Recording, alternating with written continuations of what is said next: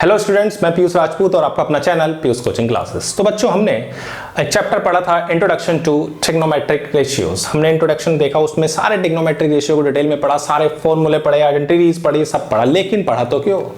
ये तो नहीं कि हाँ जी हमें मार्क्स लाने बस उसलिए नहीं। उस चैप्टर का भी एक एप्लीकेशन होता है रियल लाइफ में, यानी कि जो चैप्टर है हमारा सम एप्लीकेशन ऑफ ट्रिग्नोमेट्री, हम इसमें देखने जा रहे हैं। जैसे छोटा सा एग्जांपल लेके मैं बताऊं कि आपसे कहा जाए कि एक टावर है, आपको उस टावर की हाइट को नापना है, तो कैसे नापोगे? ऐसे तो नहीं कि आप इंच टेप लेके चल दिए, हाँ जी उस नीचे से लगाया ऊपर तक खींचते चले गए। या ऐसे भी नहीं है कि हाँ जी आपने रस्सी ले ली, बिल्कुल टावर पर चढ़ गए, रस्सी को नीचे लटका दिया, टावर को जितना नीचे तक वहां तक नाप लिया, उसके बाद रस्सी को लेकर पूरा एक इंच टेप से नाप लिया। ऐसे नहीं है। क्यों भाई? इतना ऊंचा टावर है, इतनी बड़ी रस्सी लानी पड़ेगी, हो सकता है कि चढ़ने में आप गिर भी जाओ। तो ऐसे नहीं है कि हम उसको सिंपली नाप सकते। तो हम क्या करते हैं? ट्रिग्नोमेट्री का यूज करते हैं। ट्रिग्नोमेट्री का यूज कैसे? कि आप ग्राउंड पे खड़े हो और टावर को देखो, तो तुम्हारी आंख जो एंगल बना रही है किससे? हॉरिजॉन्टल से, उसे नाप लो।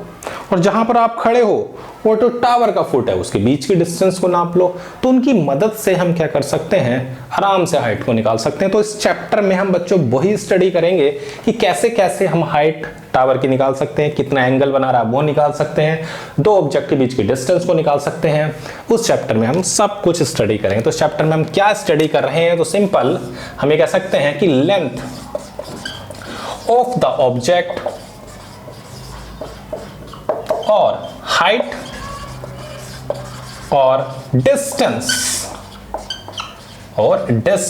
between two distant point can be determined with the help of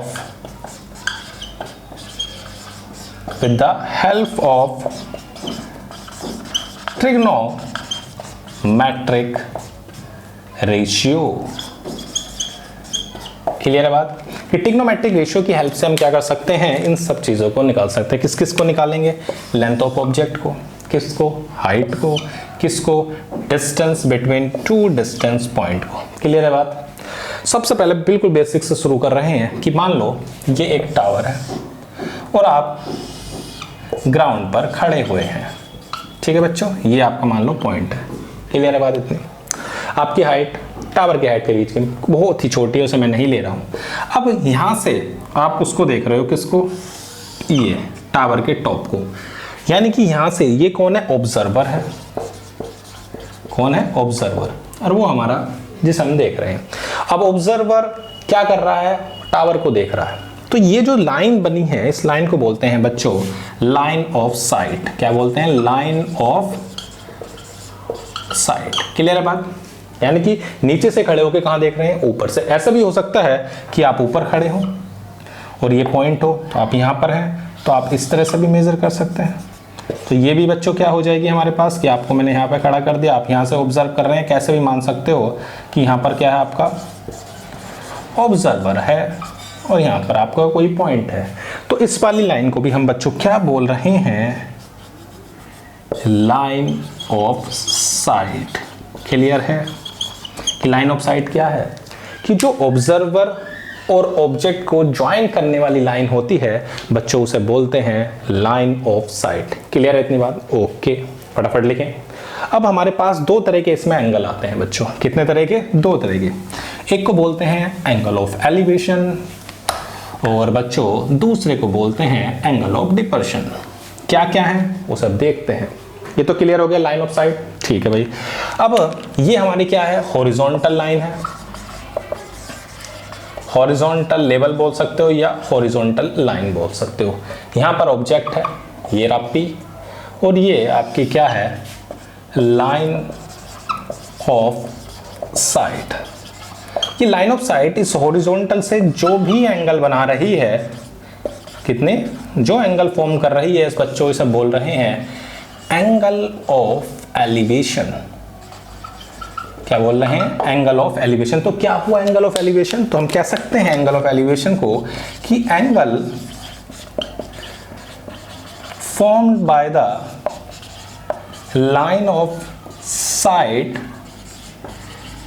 with horizontal with horizontal level when object is above the horizontal level। Clear है बात इतनी? यानी कि जो भी ये हॉरिजॉन्टल लेवल है या हॉरिजॉन्टल लाइन भी आप इसे बोल सकते हैं कि जो हॉरिजॉन्टल लाइन या हॉरिजॉन्टल लेवल आपको दिखाई दे रहा है, ये इससे लाइन ऑफ साइट जो भी एंगल फॉर्म कर रही है बच्चों, एक्यूट एंगल, ध्यान रखना एक्यूट एंगल की बात हो रही है। किसकी बच्चों? एक्यूट एंगल की। ठीक है, यानी कि कह सकते हैं कि line of site horizontal line से जो भी एंगल फॉर्म कर रही है, तब जब आपका ऑब्जेक्ट इस हॉरिजॉन्टल लेवल के कहां है? ऊपर है, तो उस एंगल को बच्चों क्या बोलते हैं? एलिवेशन। यानी कि आप नीचे खड़े हुए हैं और आप किसी ऑब्जेक्ट को ऊपर देख रहे हैं, तो ये जो एंगल बन रहा है हॉरिजॉन्टल से, इसे क्या बोल रहे हैं बच्चों? Angle of elevation. अब क्या है? अब उल्टा ले लेते हैं। अब हमारे पास ये ऑब्जेक्ट, इस बार क्या है? ऑब्जेक्ट को नीचे भेज दिया, ऑब्जर्वर ऊपर पहुंच गया। अब ये जो लाइन ऑफ साइट है, इस हॉरिजॉन्टल से जो एंगल बनाएगी, ये आपका हॉरिजॉन्टल क्या है? लेवल है, और ये आपकी लाइन ऑफ साइट है। क्लियर है? इस बार ऑब्जेक्ट कहां है? नीचे। तो इस एंगल को बच्चों बोलते हैं एंगल ऑफ डिपर्सन। क्लियर है बात? तो इसकी डेफिनेशन क्या है? Angle formed by the line of sight with the horizontal line किससे? कि angle formed by the line of sight with the horizontal line when object is below the horizontal level। Clear है बात इतनी? तो मैंने क्या बताया कि आपकी line of site horizontal line से जो भी एंगल फॉर्म कर रही है, जब ऑब्जेक्ट ऊपर है तो उसे बोल रहे हैं एंगल ऑफ एलिवेशन, और जब ऑब्जेक्ट नीचे है तो उसे बोल रहे हैं, यानी कि आप बिल्डिंग पर खड़े हो और आप जाके नीचे किसी कार को देख रहे हो, तो ये जो आपकी लाइन ऑफ साइट हो गई और ये आपका हॉरिजॉन्टल हो गया, इन दोनों के बीच का जो एंगल है उसे बच्चों हम क्या बोल रहे हैं? Angle of difference. दोनों बातें क्लियर है? अब तक आपको मैंने 4 बात बताई। पहला कि जो हमारे पास सम एप्लीकेशन ऑफ क्या है? ट्रिग्नोमेट्री। तो उसमें मैंने आपको बताया, इसमें आपको पढ़ना क्या है? एक तो आपको ऑब्जेक्ट की हाइट, ठीक है, या दो ऑब्जेक्ट के बीच की डिस्टेंस या टावर की हाइट, इन सबको मेजर करना है। सबसे पहले बताया line of site. Line of site क्या होगी? ऑब्जर्वर और जो भी हमारे पास क्या है? ऑब्जेक्ट है, ऑब्जर्वर और ऑब्जेक्ट, उन दोनों को ज्वाइन करने वाली जो लाइन है उसे लाइन ऑफ साइट बोल रहे हैं। अगर वो line of site horizontal line से जो भी एंगल बनाती है, जब ऑब्जेक्ट ऊपर है एंगल ऑफ एलिवेशन, ऑब्जेक्ट नीचे है तो उसे एंगल ऑफ डिपर्शन बोलते हैं। इतनी बात क्या हुई? क्लियर? फटाफट लिखें इसको। तो बच्चों अब हम किसी टावर की हाइट और डिस्टेंस कैसे निकाल सकते हैं थोड़ा सा देखते हैं। सबसे पहले मैं केस ले रहा हूं, केस फर्स्ट, कि हमारे पास हमारा एक पहले हेडिंग है find the height and distance, find the height and distance of the tower from the given point। ठीक है, कोई दिक्कत? यानी किसी टावर की हाइट को, डिस्टेंस को हम निकाल रहे हैं किसी गिवन पॉइंट से। उसमें मैं 2 केस में डिवाइड कर रहा हूं। जब हमारे जो पॉइंट हैं, 2 पॉइंट हैं और दोनों एक ही डायरेक्शन में, मतलब सेम साइड है, यानी कि both points are on the same side of tower. ठीक है बच्चा? Both points are on the same side of the tower, मतलब टावर के एक ही तरफ हैं दोनों पॉइंट। यानी कि आपका ये टावर है, क्लियर है, जिसकी हाइट को मैंने क्या मान रखा है? h, और ये 2 पॉइंट है A और B, और इनके बीच की जो डिस्टेंस है बच्चों वो कितनी है? A। तो पहला केस हमारा क्या है? तो केस फर्स्ट बच्चों हमारा बोल रहा है कि जब दोनों के दोनों पॉइंट्स किसी भी टावर के एक साइड में हो और आपसे पूछा जाए बताओ उसकी टावर की हाइट क्या है और डिस्टेंस क्या है, ये मान ली मैंने x। सबसे पहले क्या करें, इनको ज्वाइन कर लेते हैं, इसको ज्वाइन कर लिया, इसको ज्वाइन कर लिया। ये मान लो एंगल क्या है अल्फा और ये एंगल क्या है बीटा। क्लियर है बात?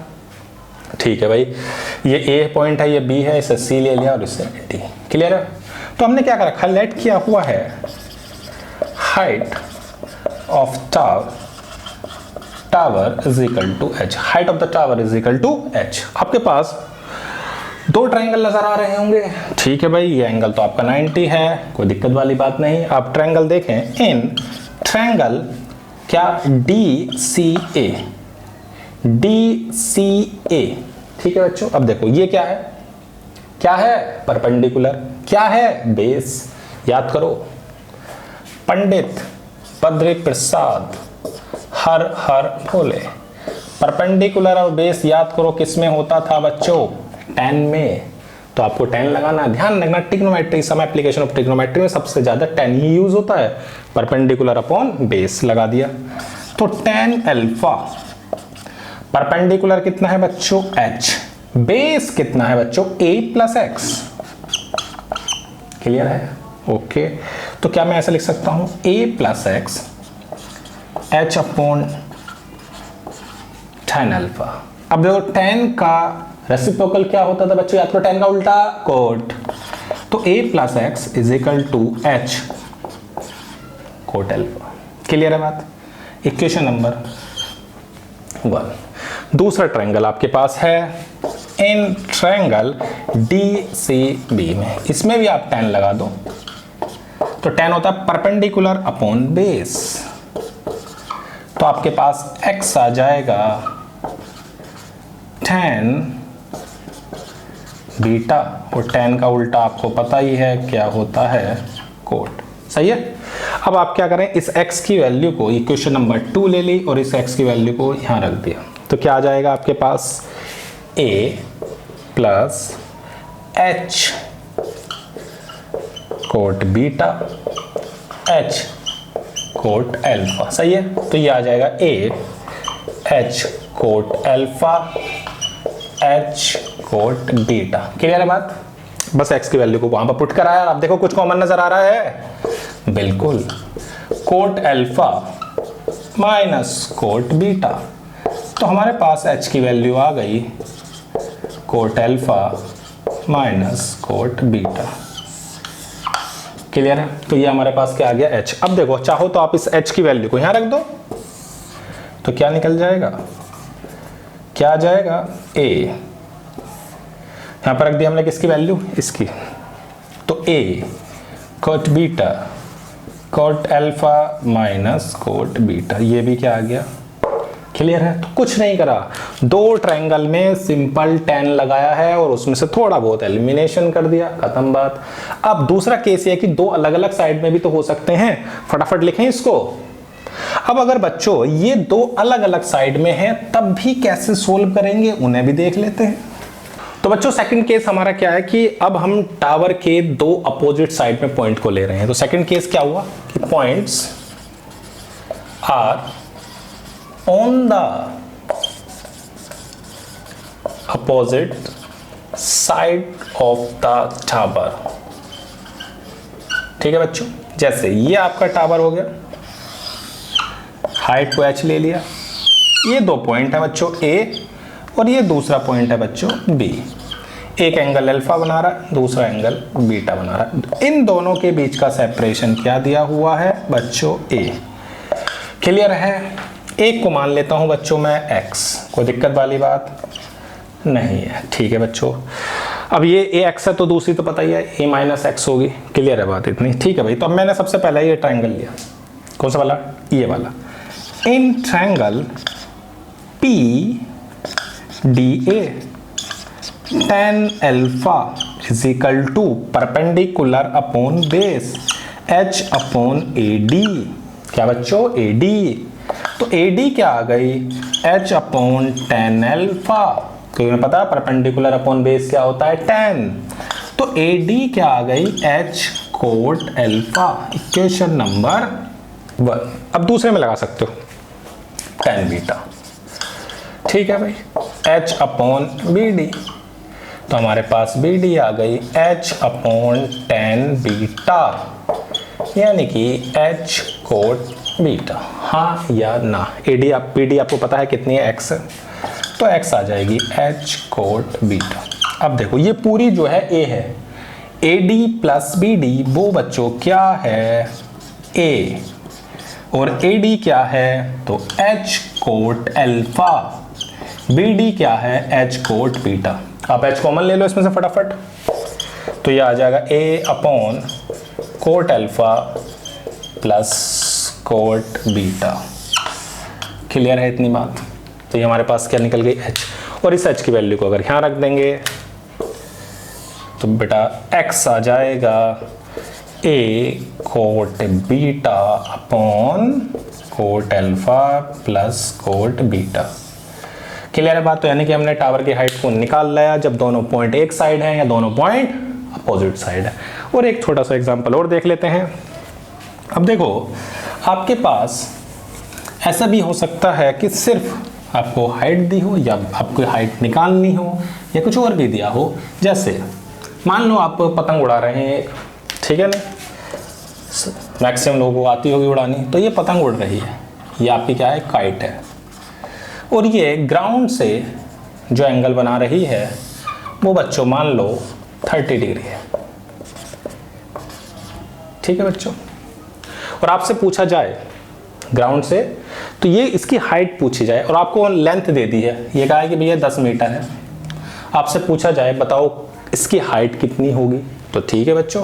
अब देखो ये क्या है परपेंडिकुलर, ये क्या है हाइपोटेनियस। तो परपेंडिकुलर और हाइपोटेनियस किस में आते हैं याद करो, कितना था हमारे पास पंडित बद्री प्रसाद हर हर बोले। अब देखो परपेंडिकुलर और हाइपोटेनियस किस में है बच्चों, साइन में, तो साइन लगा दो। तो साइन 30 क्या हो जाएगा h अपॉन 10, और साइन 30 की वैल्यू पता है तो कितनी आ गई 2 मीटर, ठीक है बच्चों। यानी कि कुछ भी आपको दिया जा सकता है, यानी कि आपको हाइट दे सकती है, आपको कुछ भी देगा, बेस दे दे, कुछ भी दे दे, आप फटाफट कोई दूसरी चीज निकाल सकते हैं। यानी दो भी चीजें आपको पता होंगी तो आप तीसरी चीज निकाल सकते हैं। तो बच्चों हम एक एग्जांपल और देख लेते हैं इसका। जैसे मान लो आपके पास एक टावर है और इस टावर के ऊपर आपको एक कोई भी स्टैचू टाइप से दिया हुआ है, और इसका जो ये पॉइंट है एंगल बना रहा है मान लो 30 डिग्री, और ये वाला जो पॉइंट बना रहा है बच्चों कितना बना रहा है 60 डिग्री, ऐसे दिया हो। या तो आपको स्टैचू की हाइट दे देगा, इस टावर की दे देगा। सपोज करो उसने आपको ये दिया है 10 मीटर और आपसे इसकी हाइट पूछी है, ठीक है बच्चों। मैंने इसको क्या ले लिया x। क्लियर है इतनी बात? यानी आपको टावर है, उसके ऊपर स्टैचू है, दोनों के एंगल दिए हुए हैं। तो आप सबसे पहले लें इन ट्रायंगल BAP, यानी कि tan 30 10 बाय x। तो आपको पता है tan 30 क्या होता है 1/√3।